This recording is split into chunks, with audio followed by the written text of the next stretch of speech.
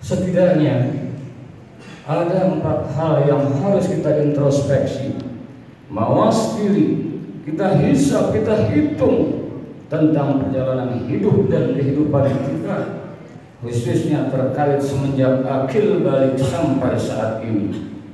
Yang pertama terkait dengan perintah-perintah Allah Subhanahu wa Ta'ala. Yang kedua terkait dengan larangan-larangan Allah Subhanahu wa Ta'ala.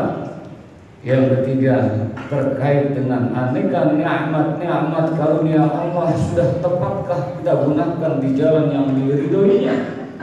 Dan yang keempat, bagaimana sikap kita ketika menghadapi ujian hidup dan kehidupan ini? Yang pertama, kita harus jujur pada diri kita masing-masing terkait tentang perintah-perintah Allah Subhanahu wa Ta'ala. Boleh jadi semenjak akil balik sampai saat ini, sholat misalnya pernah kita tinggalkan, padahal wajib. Puasa di bulan suci Ramadan pernah kita lalaikan, padahal wajib. Belum lagi perintah-perintah yang lainnya. Ketika kita menyadari, dan boleh jadi ketika kita menghadap pimpinan, ketika kita menghadap sesuatu hamba-hamba Allah, begitu loyalnya kita.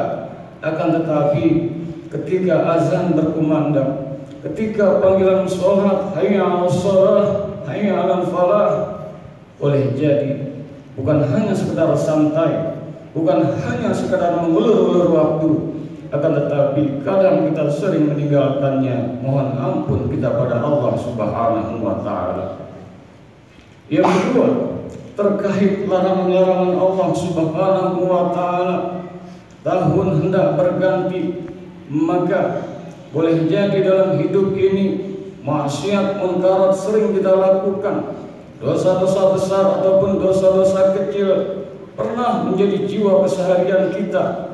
Karenanya mumpung selagi hayat di kandung badan, kalau para bisnismen, kalau para pengusaha di akhir-akhir tahunnya dia hitung-hitung modalnya berapa, untungnya berapa, apa yang terjadi, kemudian untuk dievaluasi, wa fi anfusikum afala tubsirun, dan apa yang ada pada dirimu, apakah tidak kamu melihatnya, tidak kamu perhatikan? Oh, ternyata banyak sekali dosa-dosa yang kami perbuat, dosa besar, dosa kecil, dosa masa lalu atau yang kini, yang disadari atau yang tanpa disadari, belum lagi dosa batiniah kita, belum lagi aneka penyakit-penyakit hati kita. Oh, sungguh kalau kita mau merenung, maka akan mengalirlah ucapan istighfar. Kita harus bertekad, tubu ilallah taubatan nasuha, kembali bertaubat kepada Allah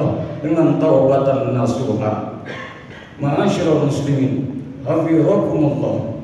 Kalau kita menyelami lebih lanjut, boleh jadi banyak dosa-dosa yang kita perbuat dari mata kita, dari telinga kita, dari lisan kita, dari tangan kita, dari kaki kita, dari perut kita, bahkan yang di bawah perut kita. Astaghfirullahaladzim. Selagi hayat di kandung badan, kita mohon ampun banyak-banyak pada Allah Subhanahu wa Ta'ala. Ma'asyiral muslimin, hafizakumullah. Yang ketiga, kita harus evaluasi, sudahkah karunia nikmat Allah Subhanahu wa Ta'ala dengan tepat kita fungsikan? Allah sampai 31 kali di dalam surat Ar-Rahman, dalam firman-Nya terulang, fa bi ayyi ala'i rabbikuma tukadziban, maka nikmat Tuhanmu yang mana lagikah yang hendak kamu dustakan? Sudah berapa liter air yang kita teguk? Sudah berapa suap makanan yang masuk ke dalam perut kita? Oksigen yang kita hirup. Oh, sungguh luar biasa nikmat-nikmat Allah. Wa in ta'addu ni'matallahi la tuhsuha. Jikalau kamu menghitung nikmat-nikmat Allah Subhanahu wa Ta'ala, niscaya kau tak akan mampu menghitungnya. Sejak bangun dari tidur sampai tertidur kembali, sungguh nikmat Allah amat sangat luar biasa. Sudah tepatkah kita menggunakan, memfungsikan sesuai yang Allah inginkan?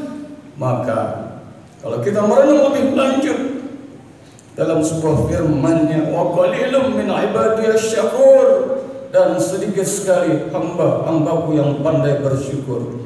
Semoga ketika Allah berikan karunia nikmat, maka yang terbaik adalah semua anugerahnya yang diberikan, nikmat lahir, nikmat batin, maka harusnya kita persembahkan sesuai yang diinginkan oleh Allah Subhanahu wa Ta'ala. Yang keempat, yang kita harus evaluasi, bagaimana diri kita ketika menyikapi ujian-ujian kehidupan.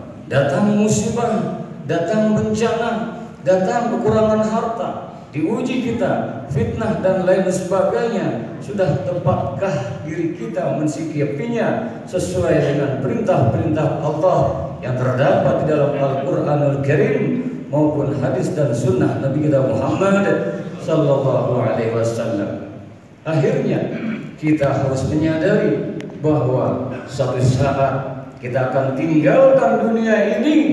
Kalau kita tinggalkan dunia ini, teringatlah kita bahwasanya dalam sebuah sabdanya Rasulullah Nabi kita Muhammad sallallahu alaihi wasallam, al-qayyisu man dana nafsa, orang yang pintar, orang yang cerdas adalah, kata Rasulullah sallallahu alaihi wasallam, man dana nafsa, siapa yang mengagamakan dirinya, wa amila lima ba'dal maut, dan banyak melakukan amal soleh untuk bekal nanti setelah datangnya kematian.